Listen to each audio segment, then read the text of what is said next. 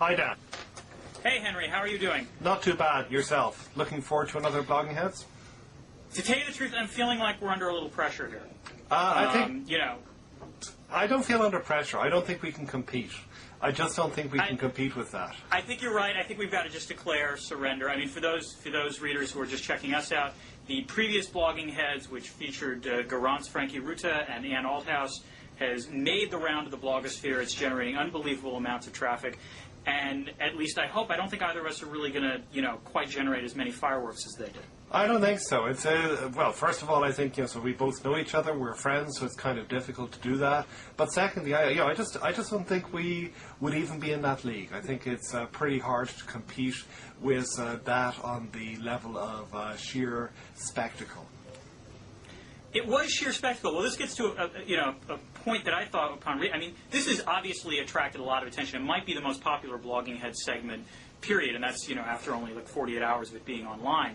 And I think the reason is partly the lefty blogosphere, the progressive blogosphere is linked to it all over the place. Some righties have linked to it as well. My analogy that I make here, I think, is that political junkies are attracted to anger the same way the rest of the United States is attracted to sex. It's just something we can't look away from. And without question, got angry in this episode, to the point where I thought she was almost, on the edge of losing control. And so it was just spectacle. You just couldn't turn away. Well, yeah, I think it's a little different because I differ very slightly with that, and that I think that there is this attraction to anger. This is clearly what drove the whole sort of Tucker Carlson thing. All of these shows where you had right-wing talking heads yelling at left-wing talking heads, and the kind of gladiatorial spectacle. But this, I think, was more interesting. I think people watched it more because it was like a sort of road wreck or something. So it was frankly, it was a little painful to watch. It was but painful, but deeply, deeply fascinating. Let me be clear. I mean, I'm not talking about feigned anger. I mean, and you're right. Crossfire and those kinds of shows are very good at sort of just having people shouting at each other. The thing that was interesting about this, and it's interesting about other cases where people seem to genuinely get angry. Think about Clinton blowing up at Chris Wallace on Fox News, or there are a couple of other episodes where someone genuinely seems emotionally, on the edge. That's unusual. I agree with you that it wasn't terribly pleasant. In fact, I saw it and was not. I've only seen it once, and I don't really want to see it again. But I still think it's got that car accident quality to it. Yeah, well, that we can absolutely agree on. It's kind of rubberneck kind of thing. You look at it and you're just thinking, ouch. But for the grace of God go I, and I'm just hoping, frankly, and praying in my case, that I never quite lose control in that way in a space, at least where it can be publicly recorded. Yeah, as you say, I've lost control in that way. I mean, I'm perfectly willing to acknowledge that. I have yet to lose control that way with a camera pointed at my face, and that I agree with you there, but for the grace of God. The other thing that I think is interesting, I posted about this morning, is the reaction by people to Ann's outburst, which, if you read the comment thread on the Blogging Heads site, it's very clear that an overwhelming, near total unanimity believes that Ann went, I don't know, I guess the phrase would be batshit insane, in terms of how she reacted to Garance's suggestion about the controversy that she was involved with in the past. On the other hand, if you go to Ann's site, to the post where she talks about this, the comments seem to be overwhelmingly in favor of Ann. Yeah, again, I'd disagree a little bit in that and you say that there are a bunch of right-wing blogs, perhaps, which link to this as well. I haven't seen them. I thought that the Cass-Sunstein thesis, and this is the thesis that the internet is leading to increased polarization, people having completely different mental universes and whatever. I thought that actually wasn't what was happening here in quite the same way. In that, if you go to Blogging Heads comment sections, usually you see a pretty vigorous back and forth between the right and the left. Whenever I'm debating a righty, I see every time time I I say something, you get the impression that there's a bunch of people who are cheering me on as the inadequate kind of champion of the left, and a bunch of people cheering you or whoever else it is on the other side as the champion of the right, and you get a back and forth between them.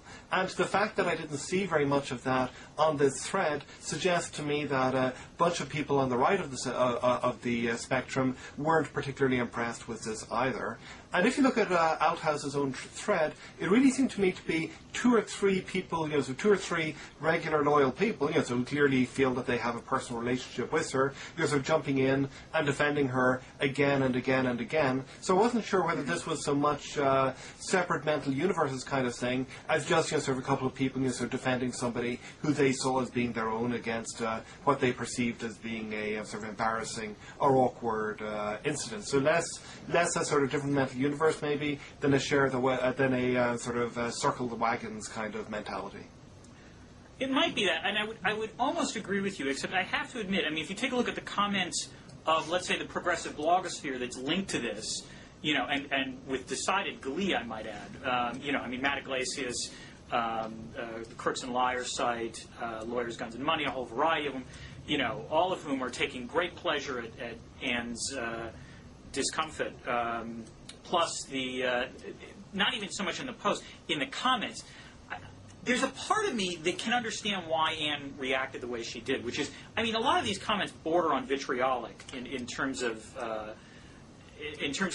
their reaction to it. And it actually reminds me, I think, of something that Bell Waring posted on Crooked Timber about a month or two ago about the hostility to Michelle Malkin on the left. Where a lot of the comments are, they're just racially offensive. There's just no other way to put it. And they might disagree with Malkin's politics, but it goes over the line. Yeah, no, that I would agree with. And yes, I've got to say, Anne Alhouse is not my favourite blogger. I don't read her very often. I don't usually find stuff that really challenges me or makes me rethink stuff when I do read her. But some of the what really I do find offensive about a bunch of the stuff that a bunch of the attacks on the left is that there's a sort of thing, especially around this incident with this younger blogger and whether or not she was showing off her cleavage at this Clinton event. There's a lot of you are just a sort of a jealous older woman who sort of hates somebody who's younger and more attractive than you kind of quality to this, and that just makes me feel a little bit icky. So yes, or as the words that set Anne off, the Jessica Valenti breast controversy. Yeah. No, that's true, and I'll add. I think I agree with you, and so I mean, to some extent, I think that is a point for Cass, which is the problem is that if people are attracted to certain blogs, and then the comments are actually far worse often than the original content of the post. I think there's this tendency sometimes of people to read the comments and sort of attribute them to the environment that the blogger themselves sets up. I guess that's true, and it's certainly true of some blogs.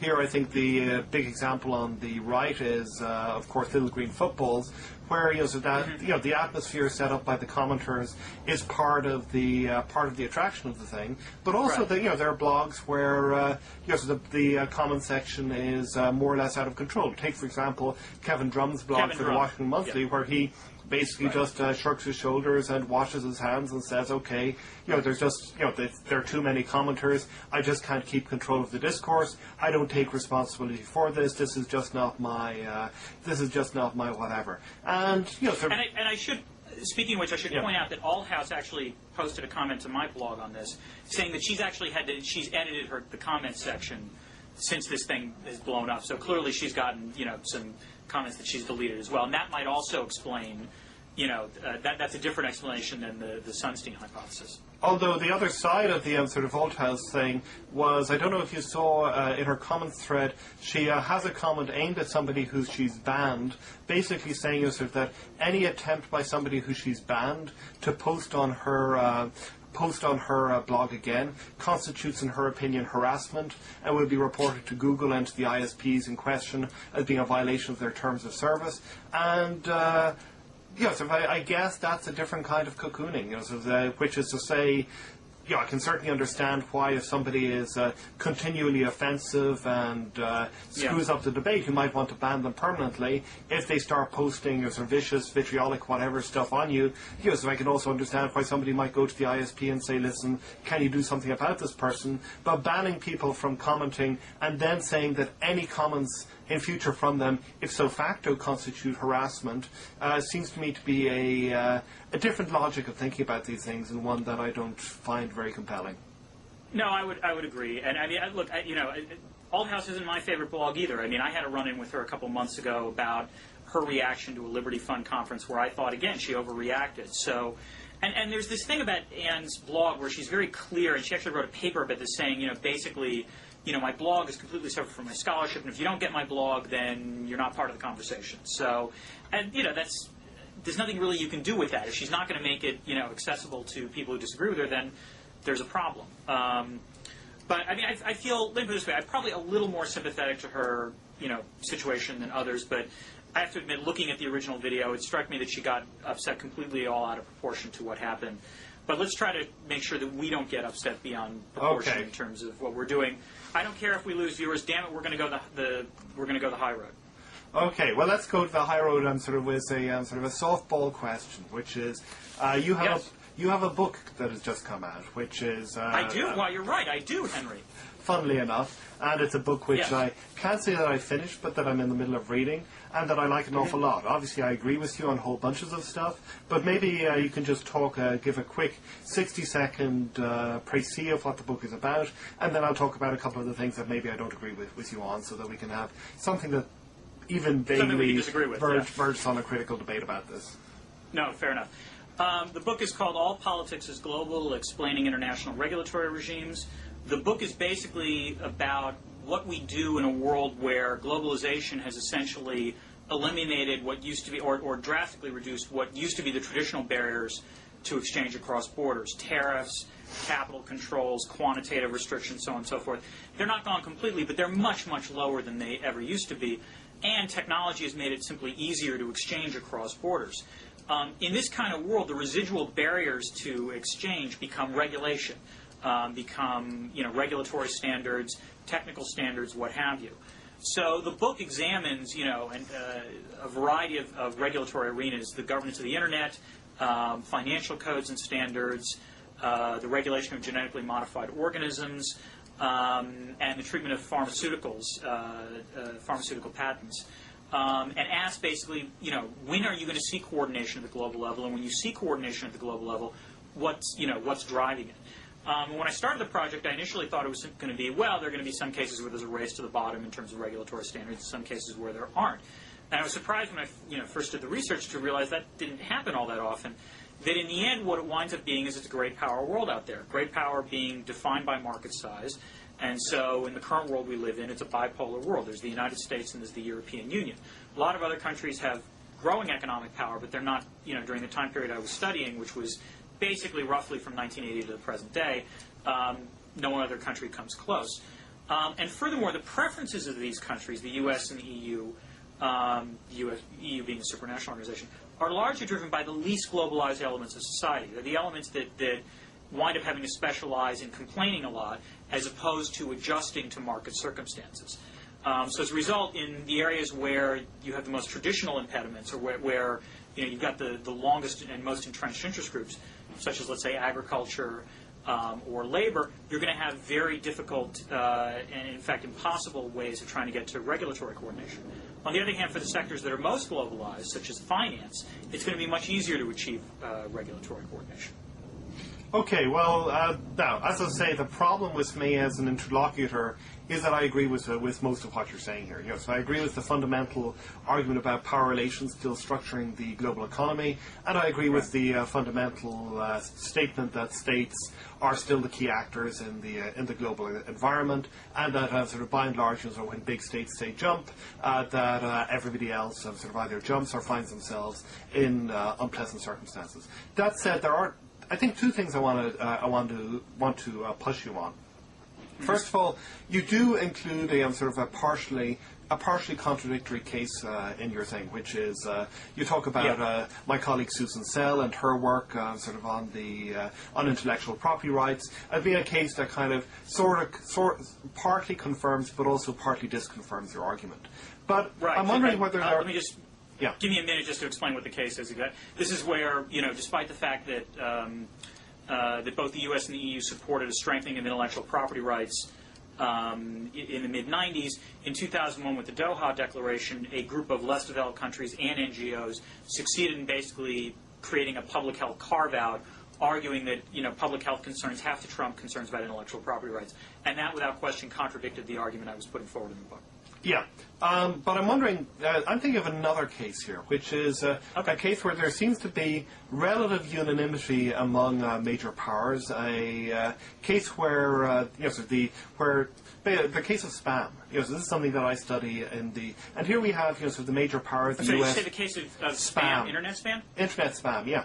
And here we have a case, and I think this is actually a case where non-state actors actually have proved to be pretty good at eluding the power of major states. So the US and the EU disagree about some of the details of spam. Nonetheless, they sort of both are willing to, they both have sought to outlaw it and sort of through domestic legislation, through some non-binding international instruments.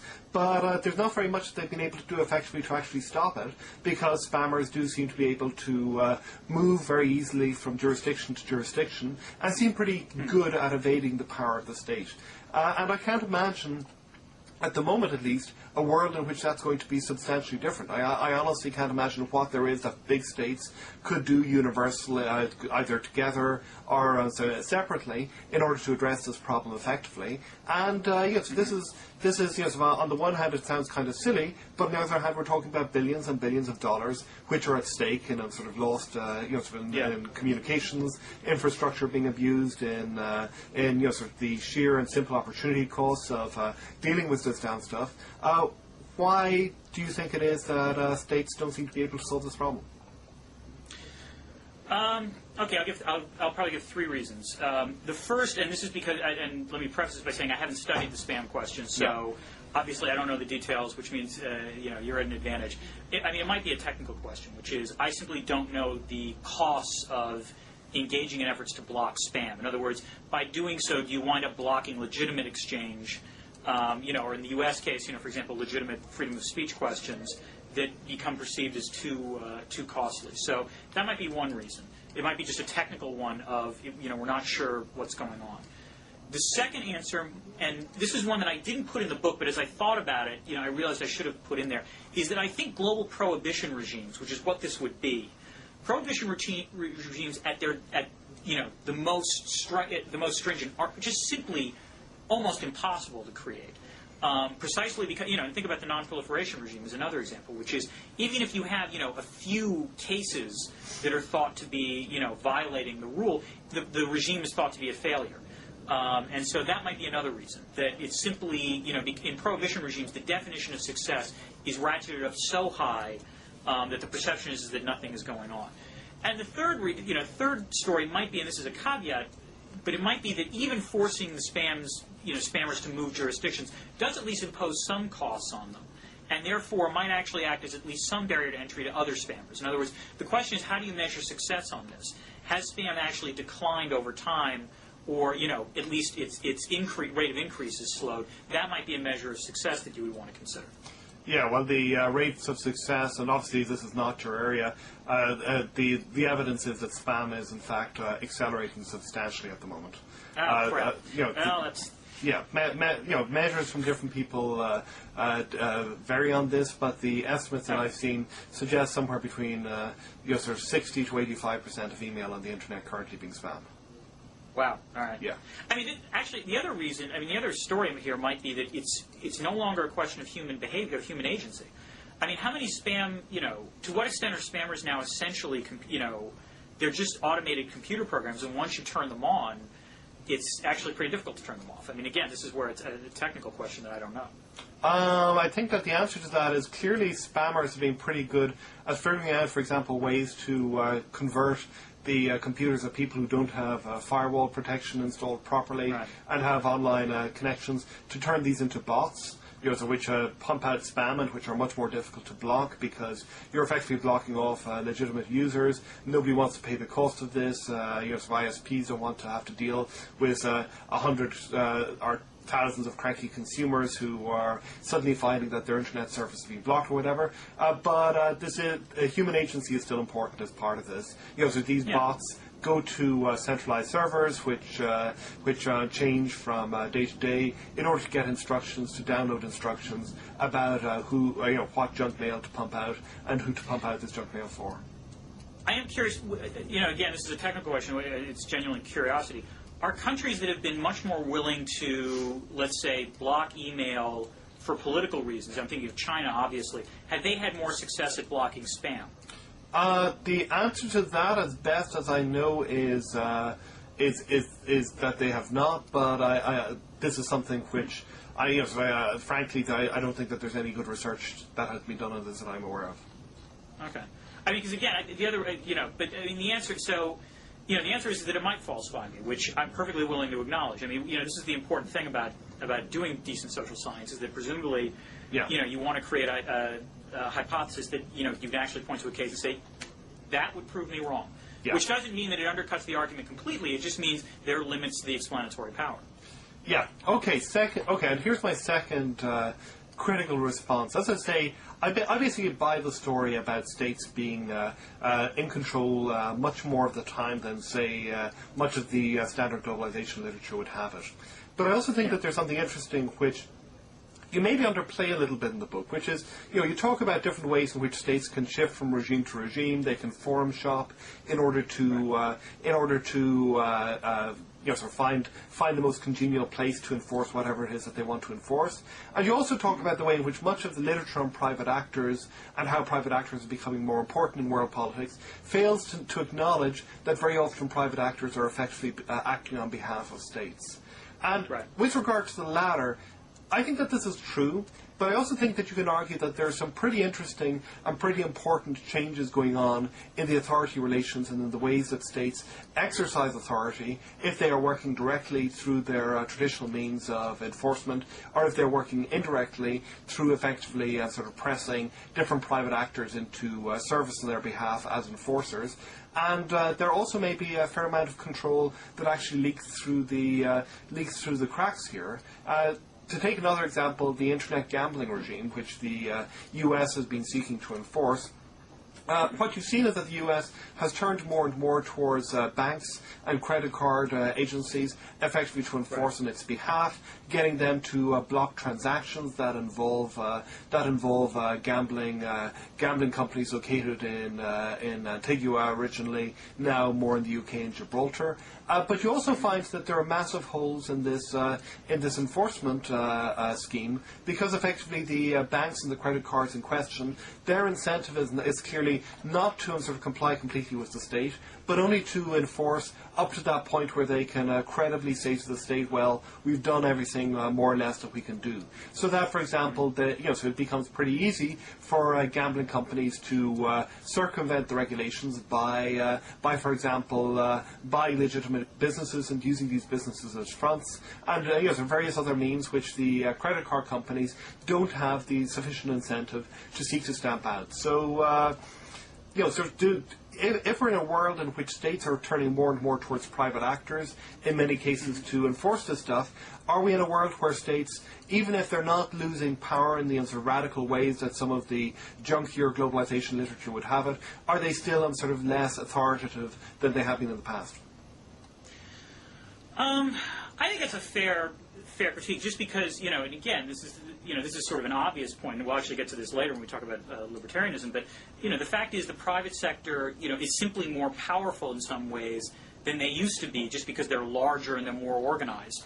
Whereas the state used to be, one of the principal economic actors. That's less true now. So I think that's a fair critique. And another fair critique would be, basically the principal agent question of, once you delegate to private actors, to what extent can you actually monitor what they're doing, and when will private actors, not really comply, as you said, for cost-benefit reasons? So I certainly think that's true. I think, again, the question becomes how you define effectiveness in terms of regulation. and I think this is one of the problems we've got when we talk about this in terms, from an aspect of globalization.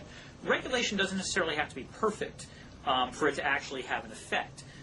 The question is, do you alter the costs and benefits, for private actors to comply with or violate particular standards? What you're suggesting is that over a long period of time, I think there might be a secular decline in the cost of noncompliance for private actors, just because the state's going to become more and more dependent on them. But I'm not sure if, in the end, that's going to matter as much, just because, for Schumpeterian reasons, various, private sector actors are going to become more or less powerful before I think that kind of secular effect kicks in. But I also think it's something that down the road, I think it's something that we're going to see over time in the future rather than something we can say affirmatively one way or the other now. Okay. Well, another thing that you talk about in your book, or person you talk about in your book, is Thomas Friedman. And you use his golden straitjacket as a pretty convenient, as you've said in your blog, as a convenient straw man, as a way of sort of encapsulating a different viewpoint and dismissing it entirely. So we decided we'd talk a little bit about straw men in arguments. Right. There are various uses, abuses, and so on. And what's your line on this? Well, my line on this, as I said, you're right. I talk about Tom Friedman, and I should add, once again, a big shout out to The Economist, which decided to review my book last week, which was wonderful. And the reviewer correctly picked up on the fact that I dealt with Friedman, describing it as simple, pithy, describing his argument as simple, pithy, and wrong. Now, to be fair, I really dealt with Friedman in about 2 paragraphs. I didn't really address him, for the rest of the book.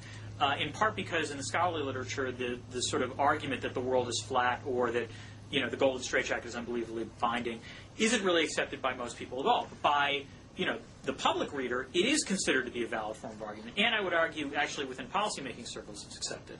So this brings to mind the fact that when we write books, we like having what we call straw man. A straw man is someone who puts up a very cogent, very clear argument that seems so delightfully absurd that it's very easy to knock them down.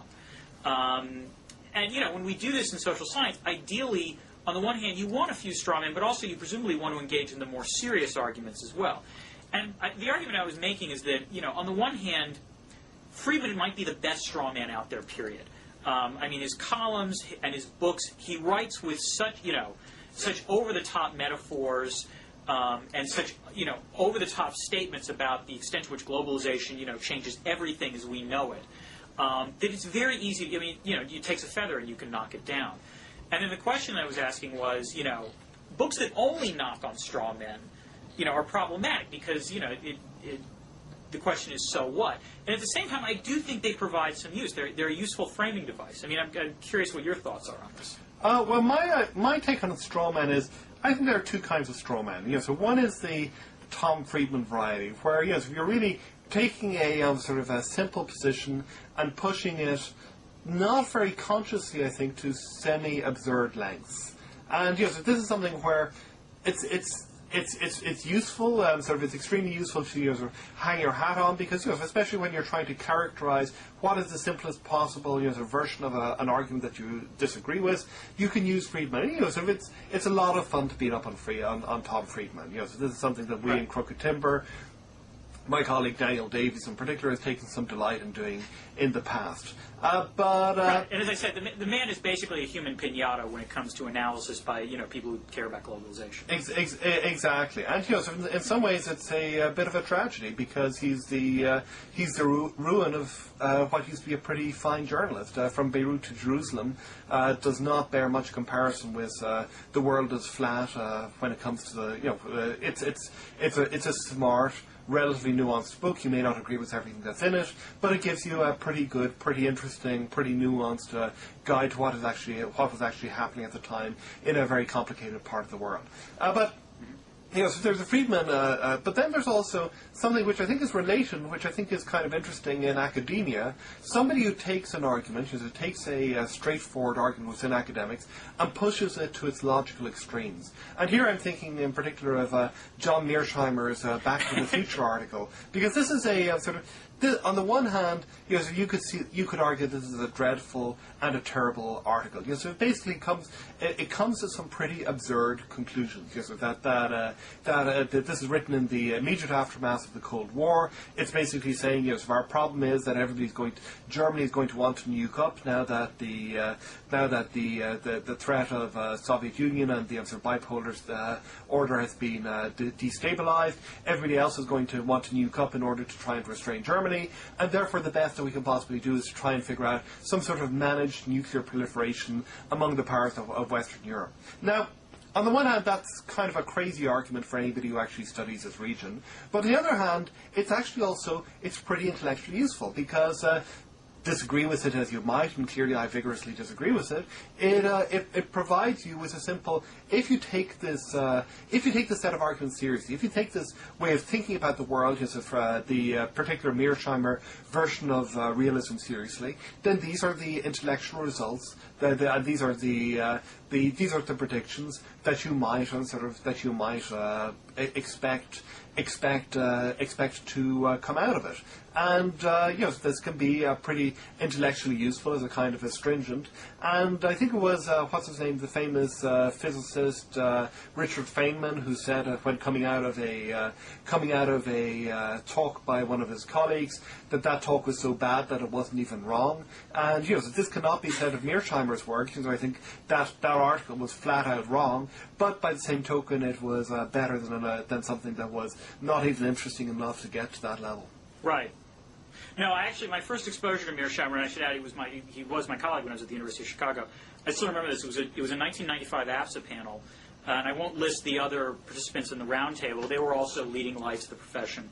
And frankly, for about the first hour, while these other people were talking, I'm slowly dozing off in the. This is my first APSA. I was slowly dozing off in the back. I'm not quite, being able to pay attention. It's reasonably boring. And then John gets up and says, "I've got 5 things to say," and he just sort of snaps to it. And he basically gives the summary of his argument about why international institutions don't matter. And I was just riveted. And the thing about Mearsheimer is that you might disagree with him, but the man's never boring. Yeah. And so on the one hand, I agree with you that to some extent that serves a useful purpose, particularly within scholarship, to have someone stake out what is a logically consistent and yet relatively extreme position. At the same time, the only concern I have, I think, professionally within the academy, is that this can create some relatively perverse incentives, which is I'm not sure everyone can do it as well as Mearsheimer. And so what you wind up with, are a lot of sort of pale imitations of people who also make extreme arguments. And the reason they're making the extreme argument is sometimes not even necessarily that they believe it. It's that they want to get cited by people who, want to disprove them. It's that old Kissinger line. The only thing worse than not being, than being talked about is not being talked about. So there are times where I wonder if people publish things that they're purposely trying to make, more extreme than their actual real-world positions are, precisely because they want to be cited as the bête noire of someone else. Does that make any sense? Yeah, that makes a lot of sense. And when I read, I think International Security is a very good journal, but there are a lot of articles written in that journal which I think are written more or less with that intent in mind. And I think also coming back to Mearsheimer, clearly he's what he's most known for now is not his debates in realism between offensive and defensive realism, but the piece that he and Stephen Walt wrote for the London Review of Books. Review of Books, right. That then got so much. Which they have a book coming out now with Farrell Strauss Giroux, I think. I didn't know that, but yeah. I didn't think that piece was anti-Semitic. I thought that there were large chunks of the argument which were pretty bad. But when I thought about the specific kind of badness that I thought much of that piece reflected, it didn't seem to me to reflect anti-Semitism so much as this international security way of, so you make a deliberately tendentious argument, which has some basis in facts that at least make it an arguable case. You inflate and you exaggerate, and you push this, you deliberately give short shrift to potential opposing positions. You treat them in a pretty offhand way, and then you've got a piece and you send off to international security. And that to me read a lot like the Mearsheimer piece on the Jewish lobby. That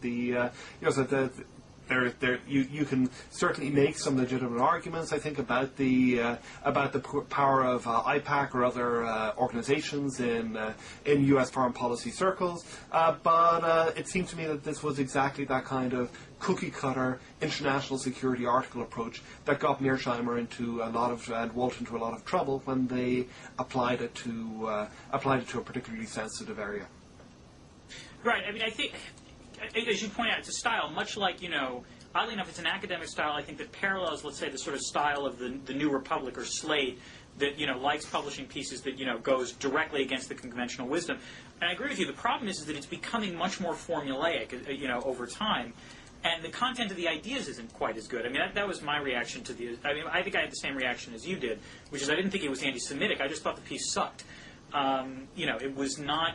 It was what happens when you write something and you don't vet it in terms of presenting it, to other people in a scholarly way to actually get useful feedback.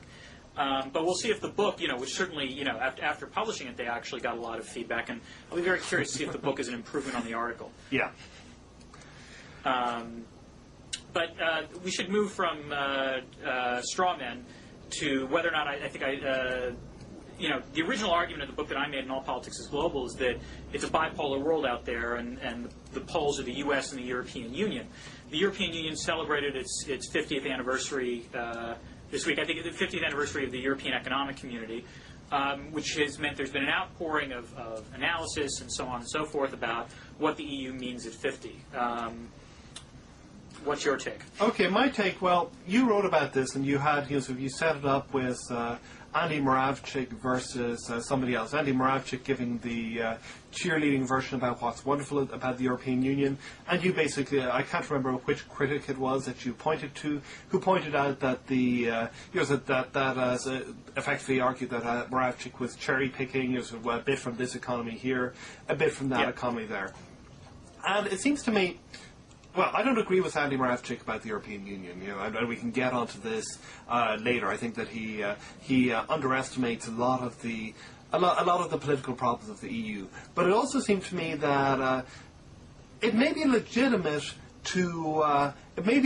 at least under some circumstances, to talk about Europe in the way that Moravchik was talking about it in that piece. And here's basically what I'm arguing.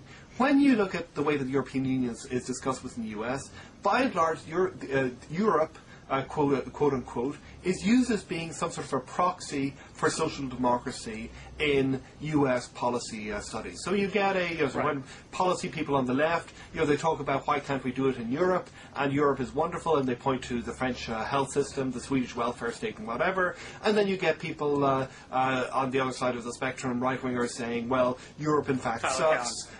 Take a look at sort of the French economy, more generally, take a look at this, that, and the other. And so I think that from that point of view, it is actually legitimate for somebody to say, okay, we aren't talking about to point to specific features of specific economies, of saying this is a potential model that we might want to think more about. Now, the problem with this is that Europe is being used as a shorthand here, and Europe consists of 25. At last count, I can't remember. Wait, now is it 25? It's larger than that. It's 27 now. I think, with Romania and Bulgaria. Okay, it's up to 25. Sorry. Yeah.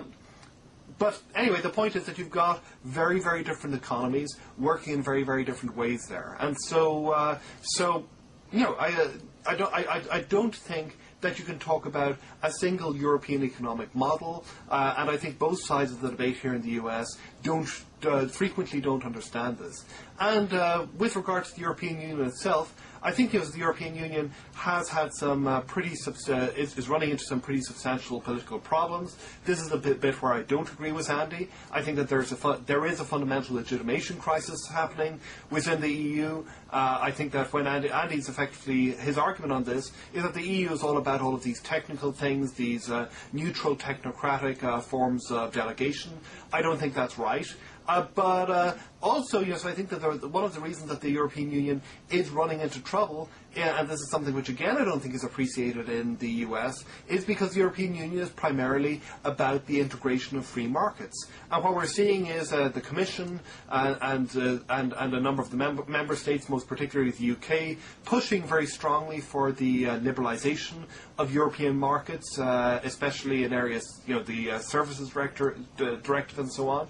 And this is sort of beginning to generate more and more pushback, both from various governments who don't like it because it threatens their domestic interests, and from various populations who view the European Union as being a catch-all for all of these things that are sort of negatively affecting their economies. Well, I think this is one of the grand ironies, as you point out. The EU is, it looks different or represents different things depending upon who you're talking about. You're right. From the U.S. perspective, the EU is thought of as the social democratic model. And I agree with you, countries like Great Britain are not the same as countries like France or Germany or Italy or what have you.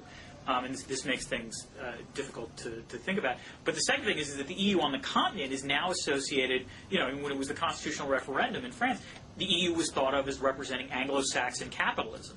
The fact that it can look so different to different audiences, I think, suggests you're right. It's a complex phenomenon, and it's something that's certainly hard to categorize. I mean, my take on Andy's piece, and on the one hand, he's right. And I think if you look objectively, what has happened in Europe since the EU's founding 50 years ago is in some sense nothing short of remarkable. The fact is that, Europe is whole, it's free, the odds of war, the EU proved Mearsheimer wrong to some extent. Europe didn't go to war with each other, beyond the Balkans. You don't expect to see those kinds of things happening. Those are really big things.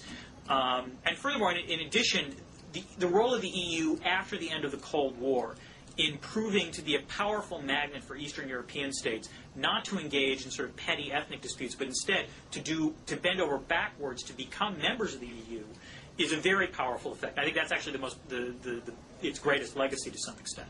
Where I don't agree with Andy, we talked about this. I mean, I'm more of the Barry Eichengreen school on this, which is the European, what you would call the sort of coordinated capitalism that Eichengreen talks about, is has been very good at extensive growth. It's sort of playing technological catch-up. The problem that it's had, since then, is that growth is slowed because they can't do as well in terms of, promoting and fostering entrepreneurship. And I think, much like with China or with other countries, a failure to generate rapid economic growth then leads to a crisis in terms of political legitimacy, which is, I think, what you are seeing happening now with the EU. And part of the problem is that even though, for example, the European Parliament is directly elected, I mean, Henry, correct me if I'm wrong, I mean, the way European Parliament elections always go is there's usually 5 to 10% turnout, and they generally wind up voting in the opposite of whatever party is in control on the national level. The first part is a little bit exaggerated, but the second part is dead on. So they're what are they, second-order elections, I think is what Simon Hicks out of the LSE calls them. So basically they're elections in which you basically show how grumpy you are about the party that's in power, and you do so in a way that's considered relatively cheap because nobody much cares about what MEPs actually do together. And of course, the irony is that the European Parliament has actually acquired increasing powers over time. They're still not terrifically powerful, but they have acquired more over time. And so I think the question boils down to what is the future of the EU? I mean, are you an optimist or a pessimist, or I mean, I'm a qualified optimist. Now, I haven't read the Eichengreen book, and I think from what I've read about it, this sounds to me like the most serious and most interesting economic institutional critique of the European model that anybody has come out with. There's a very interesting review in the New York Times last week by Sherry Berman. Berman, right. This is the book. It's on my reading list, but I haven't quite gotten to it yet. The one thing I would say is, Berman, and so clearly Berman is somebody who is relatively optimistic about the prospects for European social democracy. She mentions in the end that. And again, this gets back to you can't talk about one single European model. She talks in the end about how perhaps the relative success that some of the Scandinavian countries have had in dealing with globalization, in dealing with these problems while still maintaining much of the apparatus of social democracy in terms of egalitarianism, suggests that there may be a way out for the European Union without completely throwing out the institutional system that it's embedded in. Second, the second possible, and here I'm making a wild prediction, which I'd say has maybe a Excellent. 1 in 3, 1 in 4 chance of bearing out. But what the hell? So this is what pundits are supposed to do, and nobody remembers what pundits say 5 years later unless they're successful. Unless they supported the war in Iraq. Yeah, there's a lot about the European economy that is actually still continuing to work pretty well. You look at Germany. You've got a weird mixture there. On the one hand, labour market institutions, which are, I think, definitely running into trouble. But on the other hand, incredibly strong, incredibly powerful export-led growth. The Germans are still the most important producer of specialised machinery, machine tools in the world, and they're still managing to make an awful lot of money exporting this stuff. And I wonder, here's my prediction.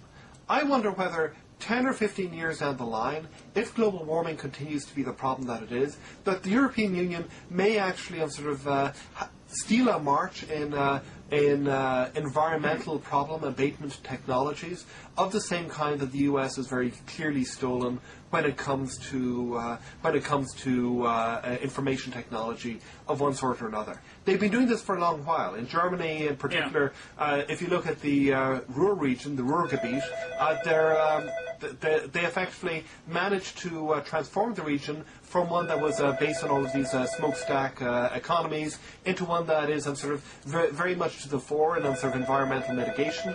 And this could prove to be a pretty important sector of economic growth in the future. Maybe the Europeans, the Germans in particular, are going to manage to take this up through a combination of technological savvy and the fact that they've been here 10 or 15 years before the Americans have gotten there for reasons of the obvious reasons of the American domestic institutional system and the refusal to face up to global warming as a serious problem. It's an interesting hypothesis. I mean, I would respond in two ways. The first is on the Berman point about the fact, and I acknowledge the empirics on this, which is the Scandinavian countries do seem to have married, the sort of social welfare programs with relatively high rates of growth and low rates of unemployment. The question I have is whether that actually can travel. And this falls, whether the Scandinavian model works for either A, the rest of Europe, or B, can be applied to the United States is it's far less certain to me. I guess I fall into the Jeff Garrett category here as someone who thinks that, given certain kinds of social institutions, certain kinds of policies will work, and I think that's the case in Scandinavia. It's not clear to me you could implement that kind of thing in the United States because I don't think a social consensus exists on it, and I'm not sure whether it could travel, across borders within Europe, again, precisely because the domestic, institutions that have been long-standing in other countries, are going to be resistant to change. And this is the point I made, I think, in reaction to the Moravchik article. On your point about, about global warming affecting sort of technological growth in the future, that's an intriguing possibility. And I think it's certainly possible that could happen. I'll actually even be a little more optimistic. I think Europe is eventually going to experience a rebound in growth because eventually I think the technological gap, in terms of information technology between the United States and the EU is going to be sufficiently large that I actually think the EU can try to play catch-up again. And as a result, eventually they're going to generate relatively high rates of growth. And I will agree with you also that I think the European system works a little bit better than American skeptics believe. I don't think it works great. And I actually think this is almost a problem, which is it's not working so badly that you've reached a crisis point, a point where ideas, have to be completely rethought. And as a result, I actually think the EU might be one of those cases where it's possible for a region to sort of, die by being in a bathtub and with the temperature being turned up, a degree at a time, if that makes any sense. Which is, I think it works reasonably well. I don't think it works, perfectly, or works, potentially as well as the American system in terms of dealing with trying to incorporate radical new technologies. On the other hand, if Germany guesses right, then you win. But I think my concern is in the long term, whether or not Europe, by working pretty well but not great, is actually going to have this slow descent. Well, I guess, Joseph, on the first point, I think that you're right with regard to a bunch of the southern European countries, especially places like Italy. I don't think are going to have Italy and Greece are going to have very much success in incorporating Scandinavian-type institutions. They are, their economies work in very different ways, and in a lot of ways, I think are pretty are much more substantially dysfunctional. There's a book that Alessina wrote about a year and a half ago on the problems of Europe, which I think is much less interesting than the Eichengreen book. And very often, if you read between the lines, it's him and another Italian economist colleague. For Europe, you can read Italy writ large. So they're basically basing a lot of their a more informal analysis on sort of how badly screwed up the Italian economy is. But I think that you could see potentially some interesting borrowing from the borrowing in sort of Germany, in Holland, in Austria, in other countries which are somewhere in between. They're here sort of Gost Esping Anderson's work I think is pretty interesting. He's an economist who talks about three different kinds of welfare state, and there are three different kinds of, more or less, I think, of economy that you can identify within the European Union as well. And I think that it's going to be a little bit easier, albeit somewhat difficult still, for the Germans, for the Austrians, and for the Dutch to borrow than it might be for the southern Europeans. On the technological catch-up thing, I think that probably is right. I think that Europe is better at dealing not with periods of radical innovation, but of catch-up and of incremental innovation. And this is what the German machine tool industry that I talked about, and which I studied in painful detail for my dissertation. This is what their major advantage has always been, and sort of. Wait, this is soon to become a book, isn't it? Right? Yeah, this is soon to become a book. This is excellent. So we'll do a blogging heads when that comes. I talked specifically to Bob Wright about that and said that they were under no obligation to do a blogging heads about a book about the differences between the German and the Italian mechanical engineering industries and what implications this had for theories of trust and cooperation. I somehow suspect that the audience for that is going to be kind of limited. Henry, just throw in a reference to Tom Friedman, and you'll get reviewed in The Economist, too, trust me. I don't think I have many friends in The Economist at the moment. Fair enough. But anyway, so on the bathtub thing, maybe that's true, but I think that the institutions of these economies they're more open to change than and to incremental change that actually manages, I think, to address some of these problems better than might be expected if you read the Anglo-American literature on this. And I think here Colin Crouch has a very interesting recent book on institutional entrepreneurship, which makes that argument. I don't think that he comes up with any slam dunk proofs that this is true, but he he makes this argument and shows convincingly how it applies to a bunch of ways in which, for example, Germany has tried to catch up in new media sectors, the kind of stuff that you would expect Germans not to be very good at, and they still aren't. I don't think that they're competitive with the US, but they're doing a lot better than you might have expected. People like Bertelsmann and whatever are doing a lot better than you might have expected 4 or 5 years back. Well, I mean, and the other interesting point, this is a nice segue to our last topic, is that, I think, Kevin Drum and a lot of others have made much hay about this I think it's the latest Pew survey. Yeah. That shows U.S. attitudes about various policies, showing that basically, the U.S. is moving about as far away from the GOP as, in terms of party identification, the support for the Republicans is plummeted, support for the Democrats has shot up, including Democrat policy positions, and this, of course, causes libertarians like myself to get depressed on occasion, which is the source of some discussions in I think it's Cato Unbound, about the sort of future of libertarianism in the United States. Yeah, well, you're the expert on that. I've been following this as an interested observer because it seems to me that there are two different poles in this debate. On the one hand, you have people like Tyler Cowen and Virginia Postrel, who seem to me to be advocating basically a pragmatic libertarianism, saying, well, the game has changed, we need to concentrate on the kinds of areas where we can be politically effective, and to leave some of the pure believer stuff behind us. And then on the other side, we have people saying, no, unless we have that kind of stuff, we're going to cease to be libertarians. And pretty clearly my sympathies here are with Cowen and Postrel. The pragmatic side of libertarianism is the one that I find most interesting and most engaging as somebody who's a non-libertarian, but I'd be interested to hear what you say. I mean, this is a weird moment for libertarians, I think, in that, on the one hand, it's like the EU in some ways. On the one hand, if you take a macro picture, libertarian or classical liberal ideas have been a smashing success for the last 50 years. I mean, in the sense of libertarian philosophy, if we were talking 1950, would have been non-existent. It wouldn't have been talked about. It would have been deemed irrelevant.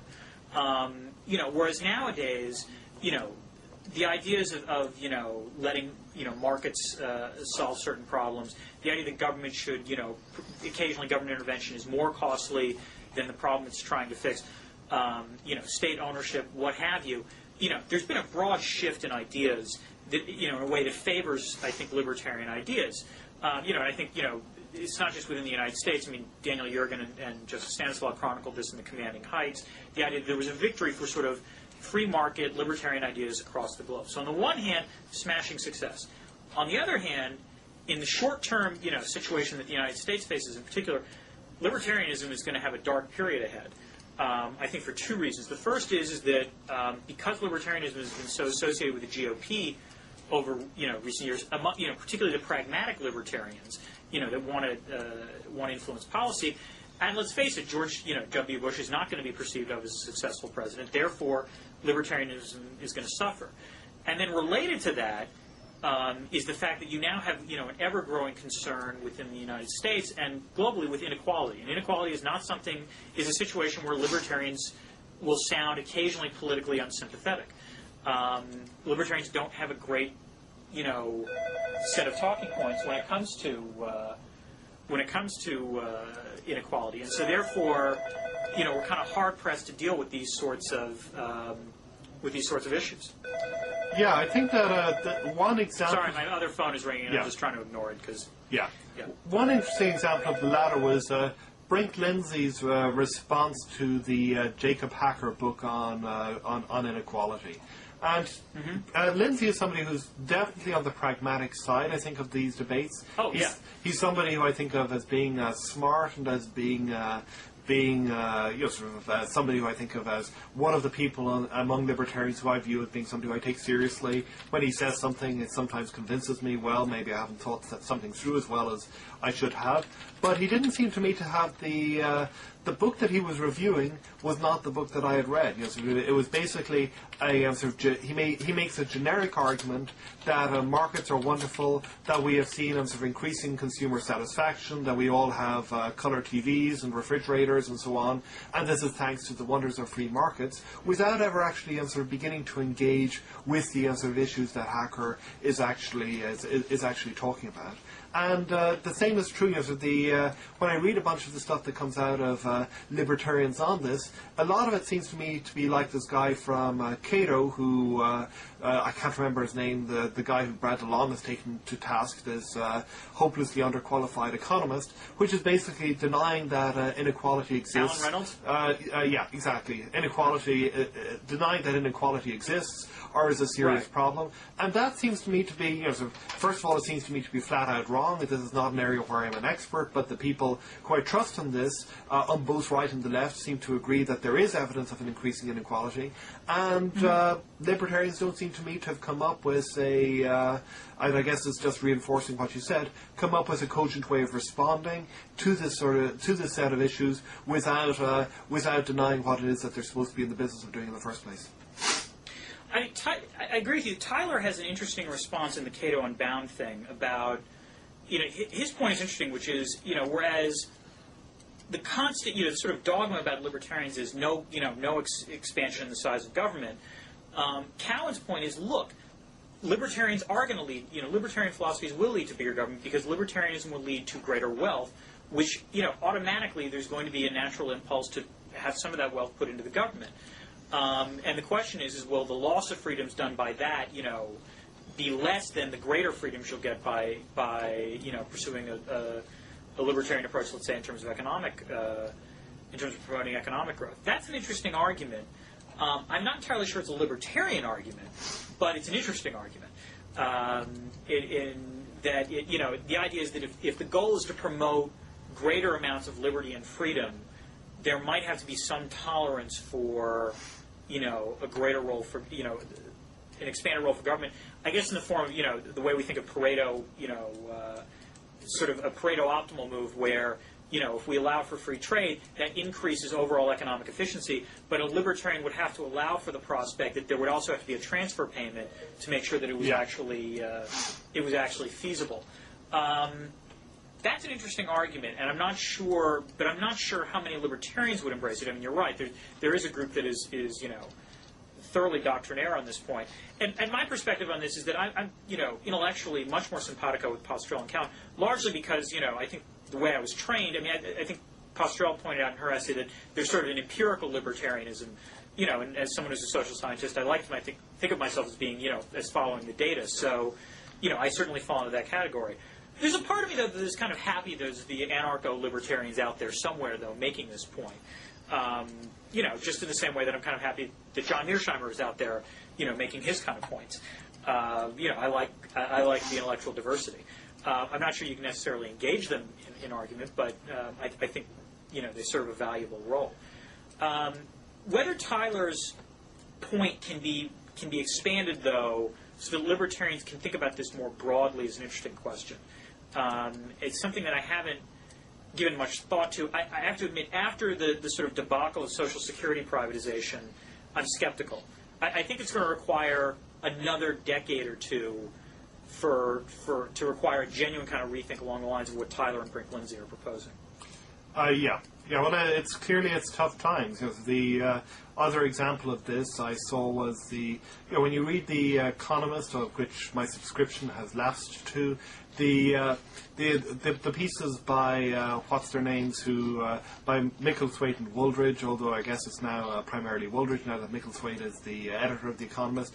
There's a very definite change in tone there. A couple of years ago it was sort of all about the Republicans, and now it's all about what the hell do we do now that that we're in a political climate in the U.S. which is going to be very different and much less friendly towards the sort of kinds of things that libertarians are interested in, both on the left, where there's research in social democracy, and on the right, where I think conservatives are probably going to move in a much more Christian democratic way over the next couple of years in terms of beefing up the welfare state, fighting vigorously against immigration, and so on. No, I agree with you. It's not going to be a fun time to be a libertarian. On the one hand, the only comfort I have is that it will be a fun time to be a libertarian pundit or critic, because since my policy ideas will not be implemented in any way whatsoever, it's going to allow me to sort of throw monkey feces at everyone else, decrying the stupidity that others are going to engage in terms of their policy outcomes. But that's really small comfort. I'd much rather be in an uncomfortable situation of trying to implement policy I favor than just sort of yelling at policy I disagree with. Well, I'm running out of tape here, so I'm going to call it a day. All right, fair enough. Henry, thank you very much. Thank you, Dan. And look forward to this again. And I'm sorry we weren't able to scream at each other, but hopefully people will find it interesting anyway. Okay. Bye, Dan. All right.